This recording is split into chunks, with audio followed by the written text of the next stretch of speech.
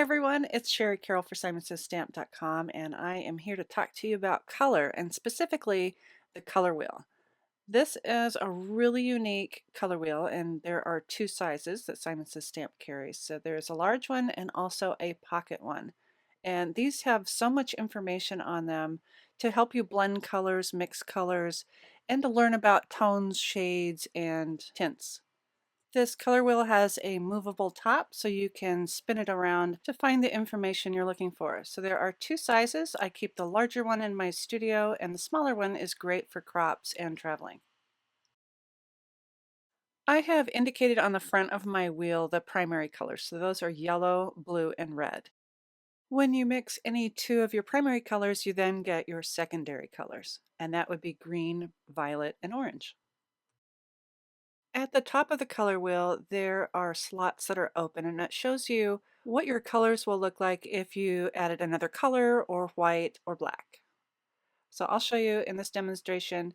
I can spin this around to find some colors that I might want to mix together. So in this combination, if I were to add red to my yellow orange, I'm going to get orange. And of course, yellow to yellow will be yellow. But then I can look at my yellow green to blue and I'll get a turquoise color.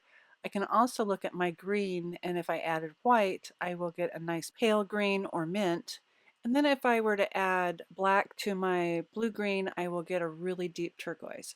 So I can turn this around and look at any of the colors and see how they darken or lighten with the mix of white or black or even another color. The center of this color wheel has all the information written down, and also towards the bottom it shows you the values of whites, blacks, and grays. The front of the color wheel basically shows you how to mix your colors together, and then the back side shows you how to use your colors together. In this example, I'm showing you a monochromatic color scheme of the violet, and these colors are achieved by adding white, gray, and black. If we focus on the center of the wheel, it has a little guide for harmonious colors, and I'll start off with complementary colors. Complementary colors look really good next to each other, but not so much mixed together with paint. So I'm using this primarily as my color schemes that I would put together on my cards. An example of a couple complementary colors would be red and green, and if you notice they sit exactly opposite of each other on the color wheel. There's also yellow and purple, and finally orange and blue. The guide in the center also shows us split complementary. So instead of using orange and blue together, I could go one color off to the right or one color off to the left as a combination to use. The center guide also shows us triad color combinations that'll go well together.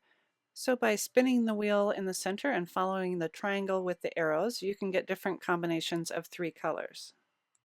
The guide also shows us four colors to work together, and these are TETRAD colors. So as I spin the wheel around, I get a different combination of four colors that'll look great for my projects. This is one of the most comprehensive color wheels that I've ever used because it has that spinning option, and I can see right away what my results will be if I added color or even blacks and whites to my paints. And then great combinations to use for all my cards. So whether you struggle with putting colors together or you're a really seasoned colorist, I think this is one of those must-have tools for your toolkit. I hope this has been helpful to understand this color wheel, and thanks so much for watching. Be sure to visit us at simonsaysstamp.com for more inspiration.